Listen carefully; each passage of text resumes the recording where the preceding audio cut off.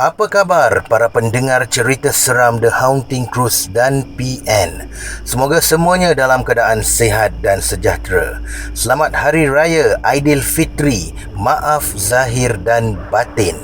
Ya, di samping kita merayakan perayaan Aidilfitri yang mulia ini, kita jangan lupa ya, seruan kerajaan di atas perintah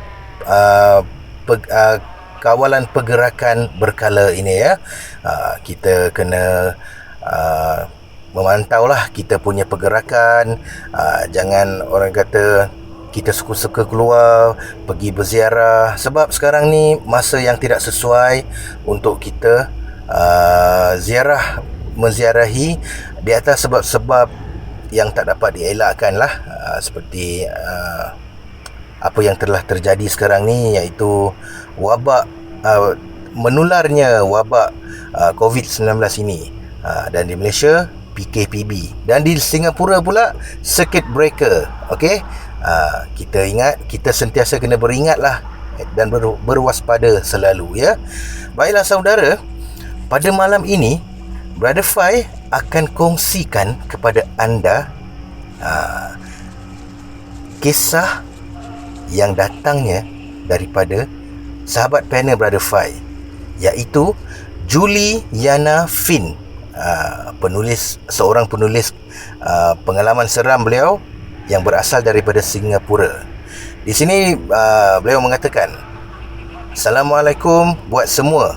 Kali ini saya nak ceritakan pengalaman saya sendiri semasa saya berumur dalam lingkungan 5 ke 6 tahun 1987. Mungkinlah katanya.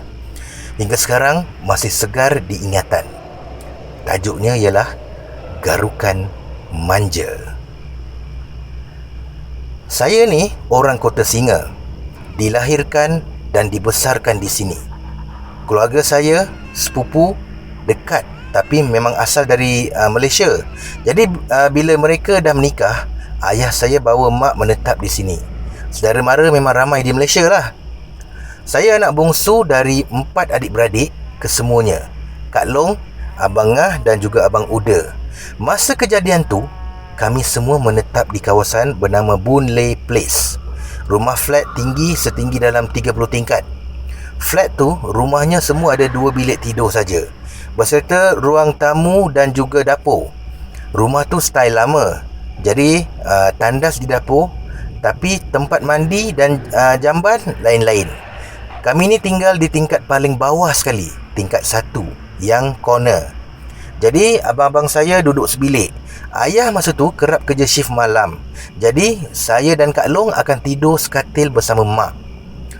Satu malam, ayah bekerja shift malam seperti biasa, jadi saya dengan Kak Long tidur bersama mak. Bilik parent saya ni bentuk segi 4 tepat, jadi muatlah katil bersaiz king, satu gerobok. Gerobok. Kalau orang kampung Brother Fai panggil gerobok. Brother Fai berasal daripada Muar Johor. Gerobok besar dan satu kabinet bercermin. Benda-benda lain dalam bilik tu saya tak ingat apalah. Tingkap dulu-dulu tu yang jenis aluminium yang bertingkat-tingkat macam cermin dekat sekolah. Kedudukan kami bertiga di atas katil tu, mak di tengah-tengah lah. Jadi kami anak perempuan ni masih boleh berpelukan sesama sendiri. Maklumlah, manja.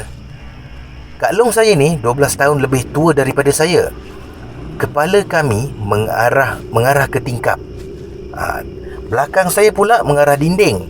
Jadi malam tu saya dah ready nak tidur dah. Siap peluk dengan mak lah.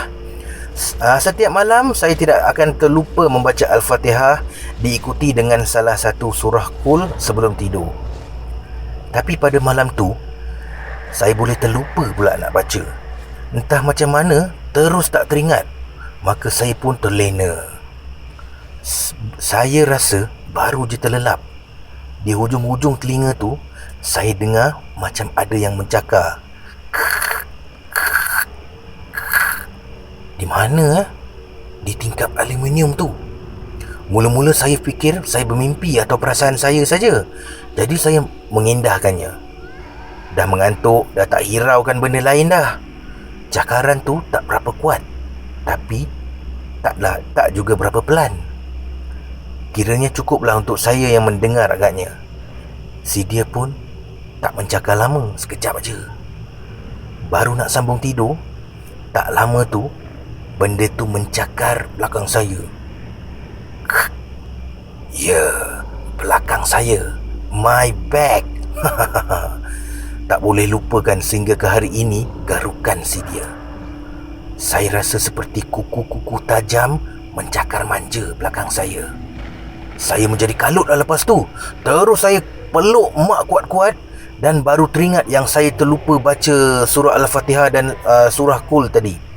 Saya langsung terus bacalah surah-surah tadi tu. Nasib baik benda tu tak menggaru lagi. Masa tu, selepas kena garukan manja tersebut, saya ada rasa macam nak pusing belakang lah. Nak tengok apa benda yang garu dekat belakang saya ni. Tapi takut. Kalau bertemu mata dengan mata benda tu, aduh, takutlah. Nasiblah saya tak pusing. Entah apa agaknya, cara benda tu menggaru pun perlahan-lahan aja. Keesokan hari, masa saya terjaga dari tidur, saya sedar saya dah keseorangan atas katil. Cepat-cepat bangun mencari mak. Saya ceritakan kejadian malam tadi. Masa tu mak nak sedapkan hati saya lah. Mak cakap yang saya ni bermimpi. Kau ni bermimpi ni. Bila saya dah meningkat dewasa dan saya bertanya kepada mak sekali lagi tentang kejadian tersebut, barulah mak buka cerita. Mak pun dah biasa kena cakaran di tingkap. Kadang-kadang mak ternampak satu makhluk besar, tinggi dan hitam berdiri di daerah tingkap. Rupa-rupanya itu adalah belaan salah seorang jiran kami. Mungkin 2 atau 3 rumah jauh dari rumah kami lah. Saya tanyalah, kenapa dia suka hantar benda tu dekat rumah kita dan kacau-kacau kita? Mak pun tak tentu apa alasan dia sebenarnya. Tapi mungkin salah satu alasan si jiran kerana mak rajin membersihkan halaman di belakang rumah. Rumah tu ada pintu belakang.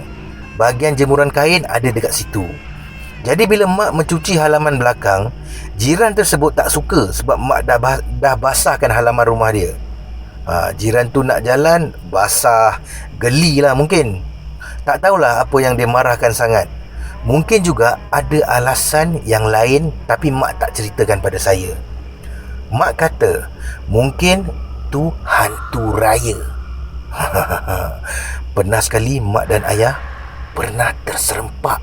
Si jiran tu berjalan laju, tak tengok kiri kanan. Ayah menegur lah, nak balik ke Mat?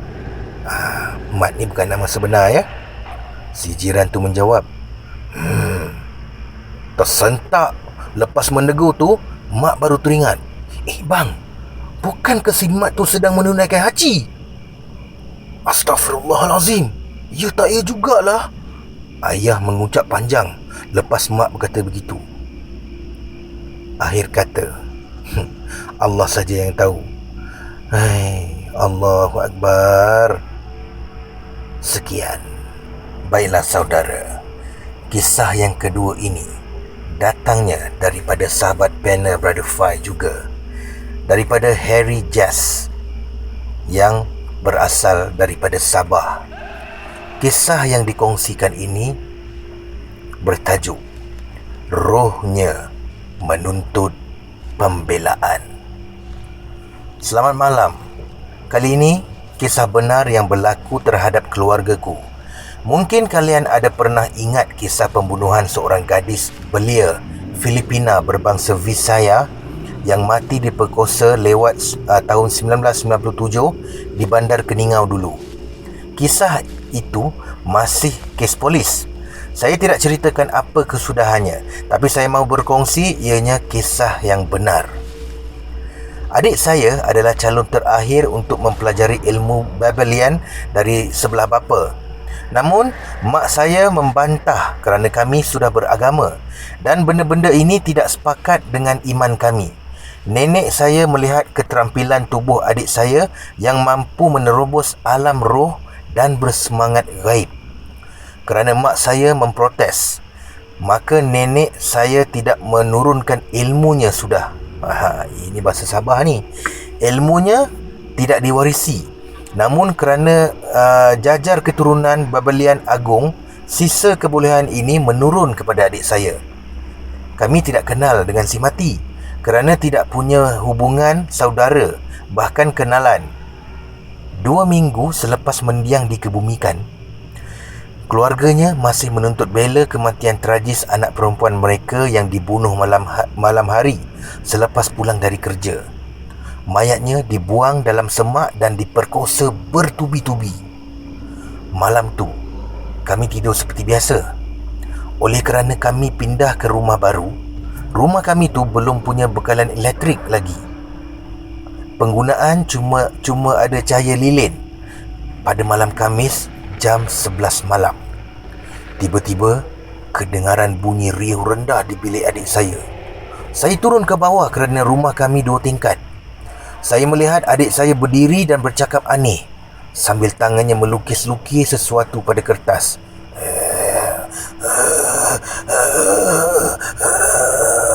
Agaknya bunyi macam itulah. Dia memperkenalkan dirinya sebagai Alorana, bukan nama sebenar ya, dan bersuara aneh. Dia mampu bercakap bahasa Visaya dan kelihatan menahan dirinya yang seperti nazak.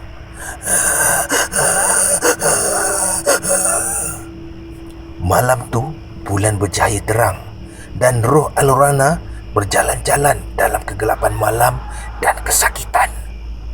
Dia melihat cahaya di rumah kami.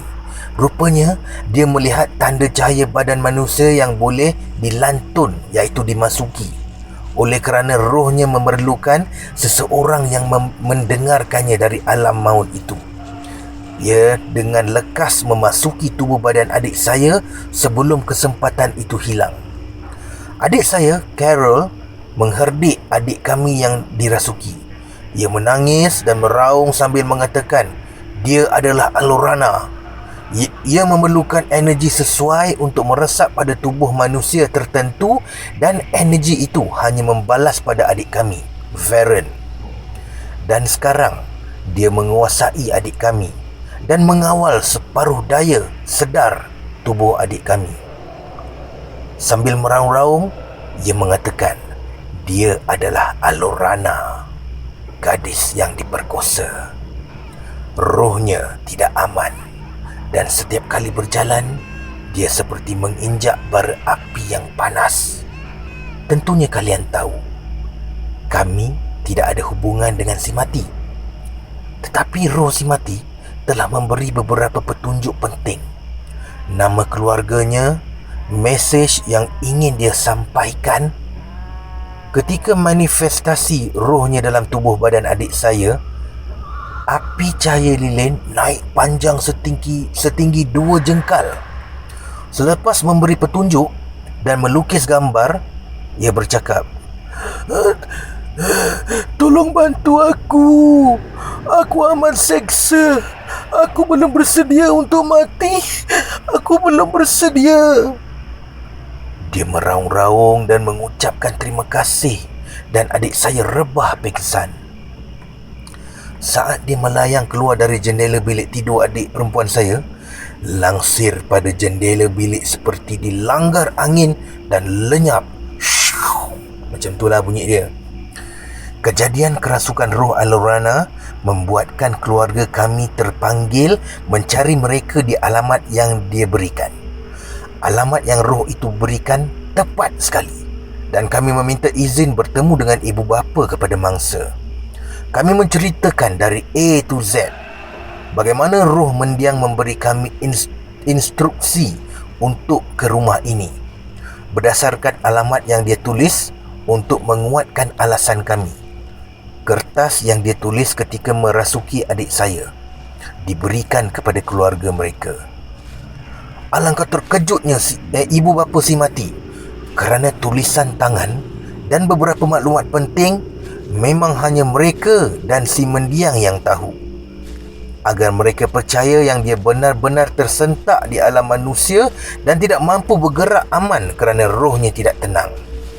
Maknya pengsan balik-balik Setelah melihat itu, memang tulisan tangan anaknya yang mati dibunuh. Ada banyak kisah selanjutnya selepas apa yang berlaku untuk membela roh si mati agar aman dan tenang. Tetapi saya tidak lanjutkan kerana panjang sangat untuk menulisnya. Mak dan ayahnya bahkan berkata, kami sampai tidur di katil anak kami agar dia datang melawat kami dan memberitahukan siapa yang membunuh dia. Tetapi dia memilih kamu. Kamu pastinya anak yang istimewa. Terima kasih. Kisah mangsa rogol dan pembunuhan ini adalah kisah benar-benar berlaku. Semua lokasi yang dia tulis di mana dia dicampakkan sangat tepat sekali. Untuk pengetahuan, kami tidak mengenali si mati dan keluarganya. Tempat dia dibunuh dan dicampakkan juga kami tidak pernah singgah. Tetapi amat aneh, roh yang tidak tenteram ini memilih adik saya sebagai medium untuk mengungkap kes pembunuhannya. Roh yang tidak tenang akan mengambil risiko yang tinggi untuk masuk ke alam manusia. Kami tidak mengenali si mati yang masih belia dan baru habis SPM. Tetapi rohnya tahu menggunakan siapa yang melanjutkan pencarian pembunuhan yang kalau difikirkan sekali amat tidak rasional. Tulisan tangannya yang ia titipkan untuk ibunya dan melalui adik saya jelas membuktikan ia adalah the spirit of Alorana yang derita dan sengsara dan belum bersedia untuk pergi. Kebenaran itu diungkap melalui pesan lazimnya yang biasa ia ungkap sewaktu hidup bersama keluarganya dulu. Saya rasa bersalah menceritakan kisah ini. Tetapi ini adalah kisah benar saya. Sesuatu yang perlu saya beritahu, bahawa dunia roh memang wujud dan kesengsaraan yang dibawa amat pahit jika dia belum bersedia untuk menghadapinya. Alorana mati diperkosa bertubi-tubi sambil dicekik lehernya saat ia menangis sakarat. Ia memanggil-manggil ibunya dan tubuh badannya ditikam pisau bertubi-tubi. Kisah ini panjang sekali dan amat seram. Cukuplah sampai di sini saja, dan saya akan ceritakan pengalaman kisah benar yang lain pula. Terima kasih, Brother Fai. Sekian.